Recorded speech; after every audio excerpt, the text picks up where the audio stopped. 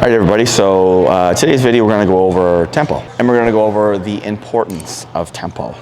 A lot of information on social media has kind of,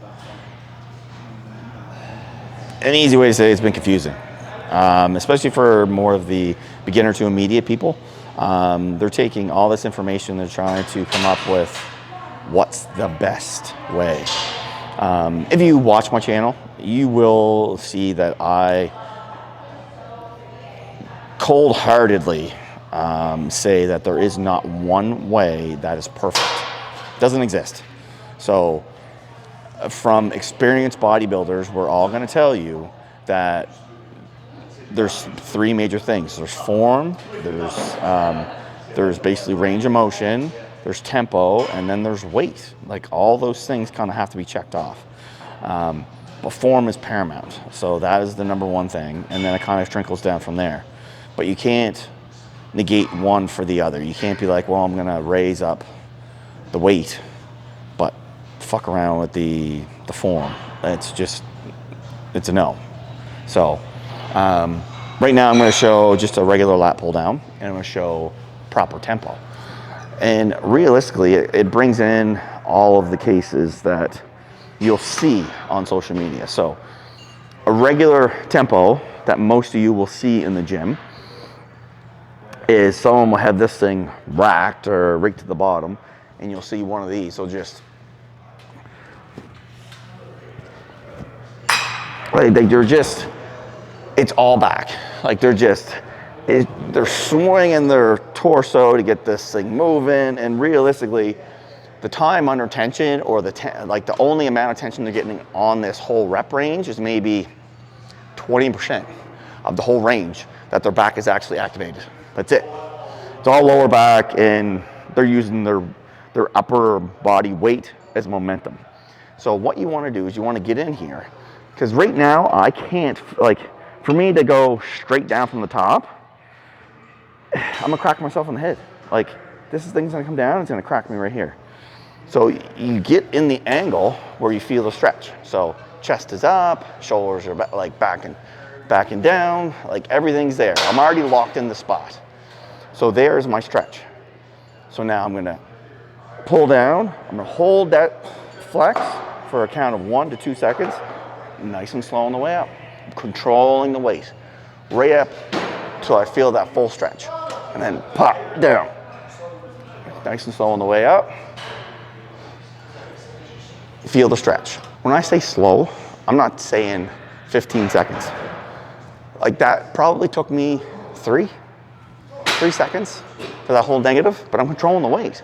So you hold the stretch for 1 to 2, come down, stretch or flex 1 to 2, nice and slow on the way up, controlling the weight, maybe 3, hold the stretch, there. Like, it's like I'm beating my head against a pole. It's common sense, people. Like, it's not, feel every inch. Every inch of that rep, you should have feeling or tension on your back. As soon as you don't feel tension on your back and you feel somewhere else, there's something wrong. So you have to look at your form. You have to look at all those things I mentioned. Are you lifting too heavy to break your form? Are you doing the full range of motion? Is your tempo correct? If your tempo is off, you need to lower the weight and correct your tempo. Like, all these things come into play, and that's the reason why I say is there's not one way. There's not one exercise. There's not one way of thinking. It's not science. It's not heavy lifting. It's not this. It's not that. There's 1,000 different ways to do an exercise, but you got to do it where it has the most tension, the most stressful environment on the muscle you're trying to grow. So if you're concentrating on lats, guess what? You better feel that lat from top to bottom. If you're concentrating on mid-back, you should feel that strain on mid-back from top to bottom. Like, I don't know how to explain it any easier than that. Like, there should be tension all the way through.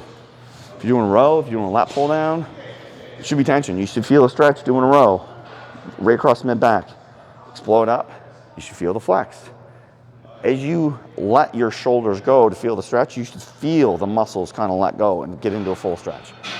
And that's tempo. That is full range of motion. So let's move on to something else. So moving on to the chest movement for tempo. So we're gonna choose incline dumbbell press. And I'll show the incline fly as well. So it gives you a little bit of a variance. So let's just get right into it. All right, so all the way down, full stretch. I'm gonna press up. Again, I'm only going 3/4 because I don't want my shoulders coming off that bench. Nice and slow.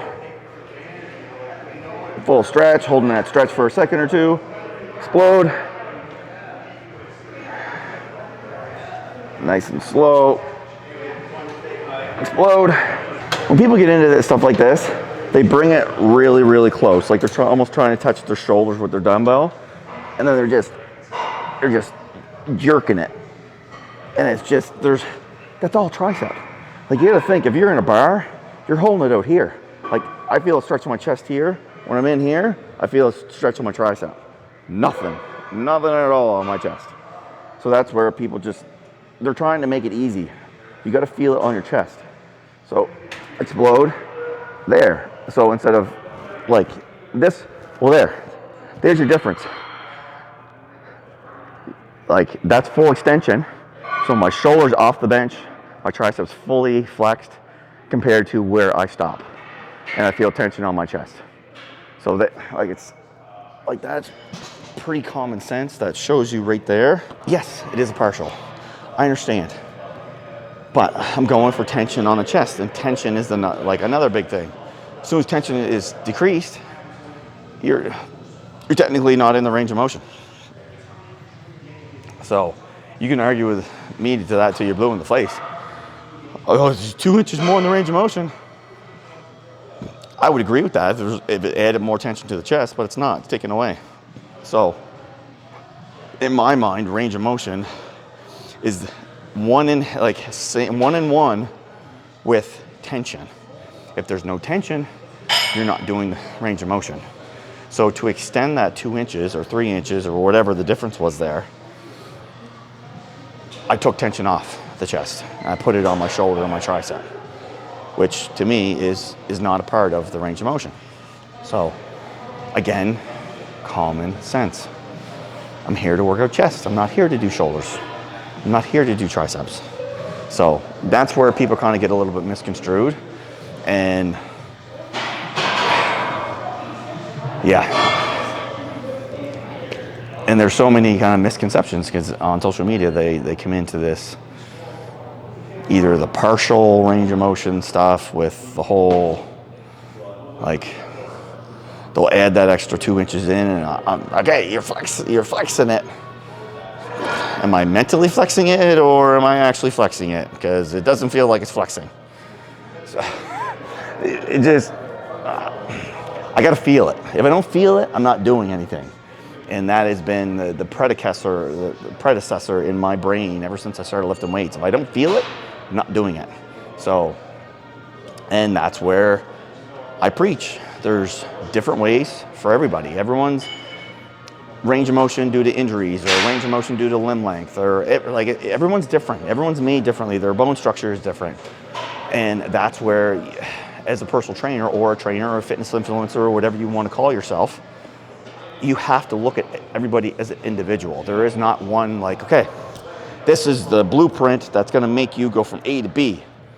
You can start as a beginner, yeah, with a blueprint. I get it. There's a blueprint for everyone whose stagnant lifestyle is just sitting in a chair. You can get up and make them walk a parking lot, and they're gonna change their physique in a month or two. Getting them in the gym, the first thing you're gonna do is teach form. Number one, form. Number two, range of motion and tempo. Like, there's stepping stones. And then once you get into the stepping stones and they understand the actual pillars of what it takes to build muscle, then you start manipulating exercises and you start manipulating styles and stuff like that. And you start bringing in like rest pause and progressive overload and drop sets, supersets, triple set. You start bringing all these other things in that you can kind of manipulate to make the workouts better. But you got to still teach them basic form first. So it's where everyone kind of gets a little misconstrued with all this tempo, range of motion crap. But common sense people. So just think about what you're doing before you do it. Don't just go on, somebody told me this and this is what I should do. Think about it. If you're not feeling it, it's not working. So move on to the next one.